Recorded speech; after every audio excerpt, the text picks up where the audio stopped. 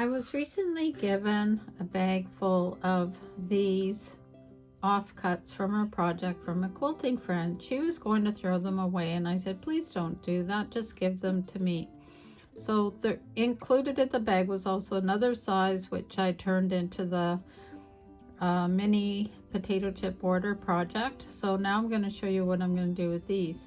What I'm trying to do is I'm trying to match up any that have a low volume fabric with a pattern, and I'm making them into half square triangles. So I'm just sewing them like this. I'm not being precise with it. As long as it's a good suggested straight line, that works. And then from there I'm pressing them open, so I have a nice collection here that have been done already. I'm not trimming off any of these dog ears. I'm just leaving them for now. And then step 2, I've got some fabric trimmings of some background that's low volume. And then what I'm doing is I'm starting to sew them onto one edge.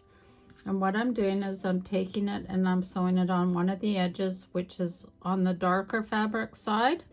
And then these can be string pieced together, and then I cut them apart.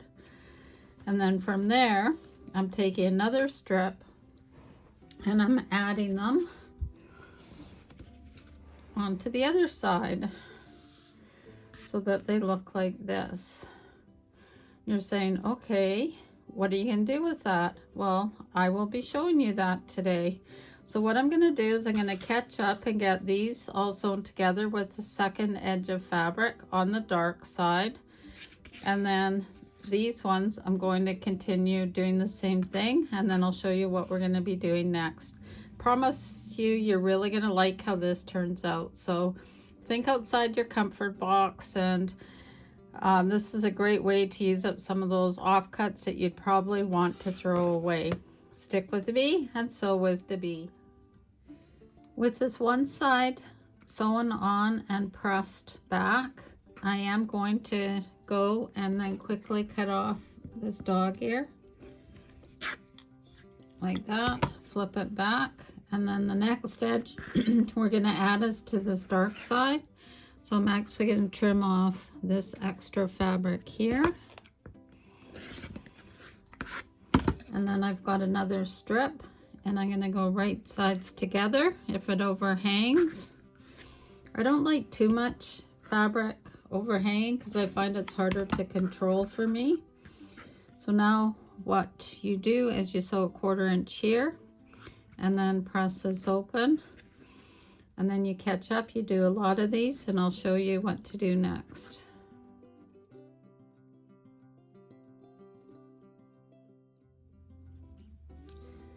I've got this stack sewn together on 2 sides, so now just as a tip, I'm going to go through and remove all the extra fabric. It's going to be looking like a wonky type of block, but I promise you, you will like it when it's done. So I'm going to go ahead and square all these up. If you notice this one, I don't know why it's not really squaring them up. This one has more of a angular look compared to this one, but that's okay. They'll all look great in the finished product. So I got all these. You either have a choice of me taping me doing all these, or go get yourself something refreshing to drink, and I'll be right back.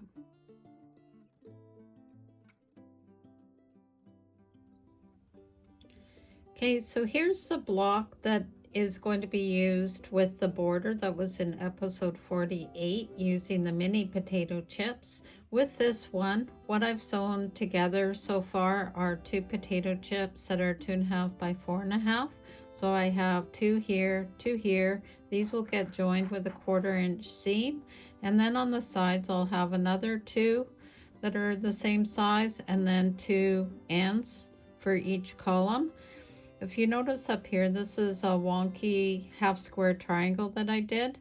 I actually had 2 mismatched half squares, sewed them together, and then sewed a border on 2 sides. And these have been trimmed to 2.5 inches square. These are 2.5 inch square background. So what I'm going to do is put one of these randomly in a corner for each block. So let me sew this together and I'll show you what it looks like. And here's a tip as far as pressing. So on the ones that are going vertically, if you press them opposites, so when you go to sew them together, then you can nest them nicely together. So that's a tip there. And then for the side pieces, we don't have to worry about a seam lining up this way, but it does make it better if you press to the dark side, so both going in towards the center. So I'm going to finish this up and I'll be right back.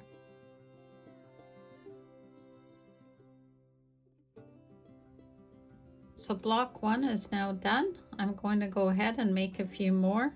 I am going to mix up the colors. I have a nice selection of some teals that were left over from some borders that'll make up one, and I'm trying to complement the colors that are in the other fabrics that I've already used in the border.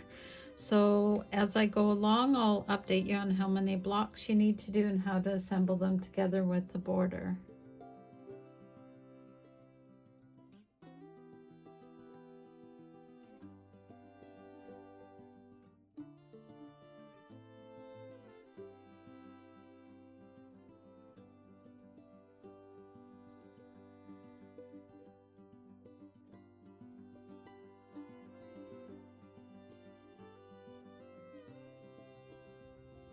Next up, we're going to make 9 blocks that look like this. You can choose whatever you like in the center.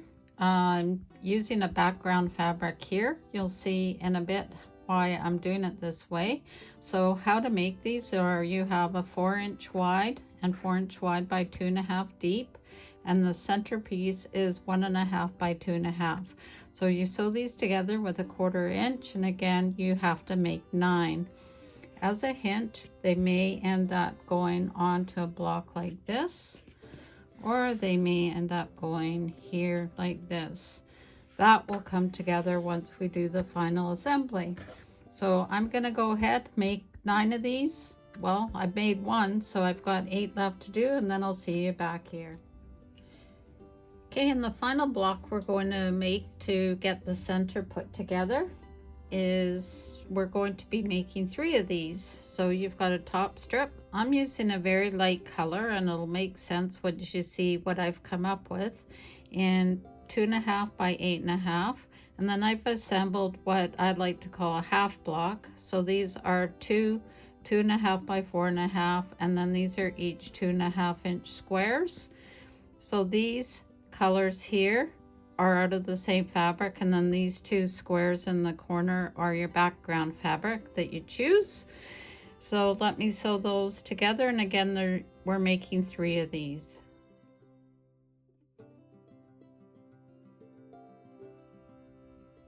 Okay, so now we're ready to assemble our 3 columns. I introduced you to 3 different blocks in the center. So what we're going to do is build them in the vertical position. So this is C, which is the last one I showed you. Then we have B, which are these strips. And then we have A, which is an assortment of these crosses. So what we will do is join these together like this. And then on the bottom of this A, we're going to put another B. And then to the bottom of that, we will put another A. So that is our assembly for the first column. So I will join these together with a 1/4 inch seam, and then I'll be right back.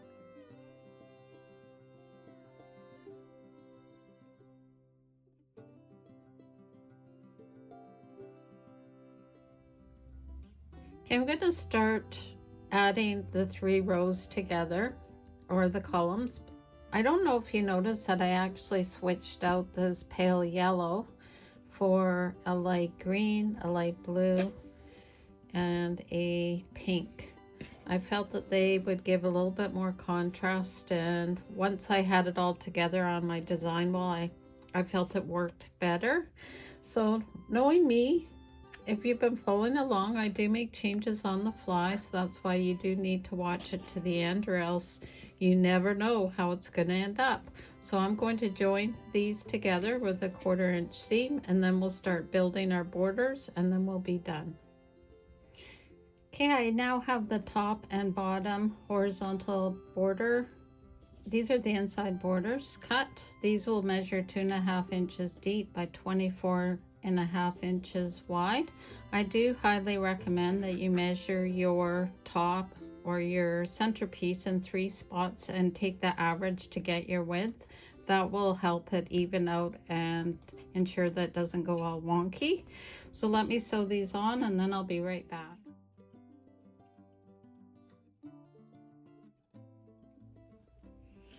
Okay, now that I have the inside border on,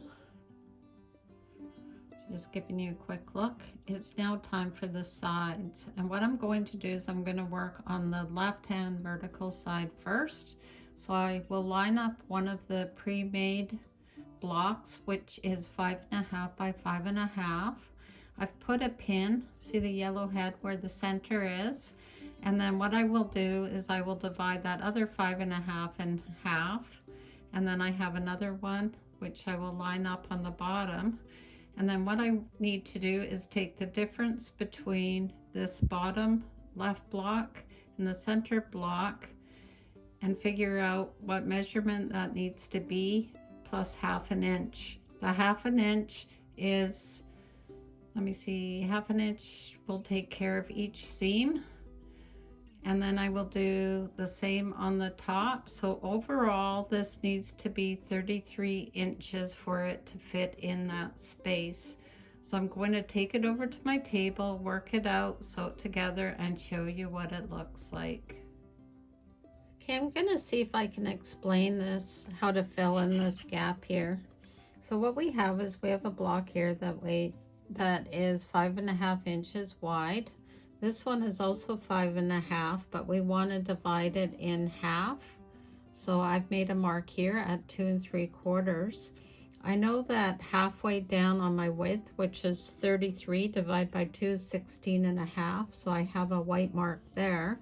So by lining those two up, hope you can see that. Maybe I'll move this down a little bit, like this, like that. And then if you lay a ruler down and you overlap it 1/4 inch here and a 1/4 inch here, it means overall we're going to need a space of 8.25 plus 1/4 there and 1/4 there, which is 8 3/4. So I will cut the fabric 5.5 by 8 3/4 to fit into here.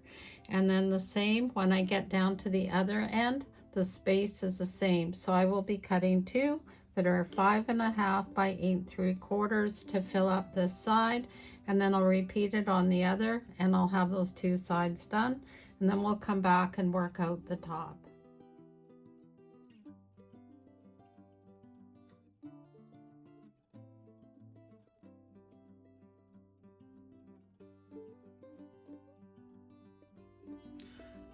Okay, I have both sides on, and I've tentatively placed the top pieces.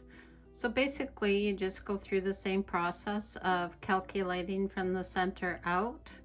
Note on the bottom and top there are 2 of the pre-made border blocks on each corner and then 1 in the center. So essentially you have 5.5, 5.5, which is 11, then minus 1/2 inch for the seam.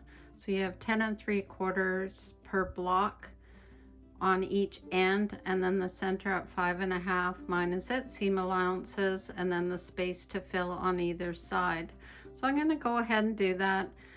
I'm being cautious with giving you measurements because everyone sews slightly different. Even though it's a 1/4 inch, my 1/4 inch might be slightly smaller or larger than yours.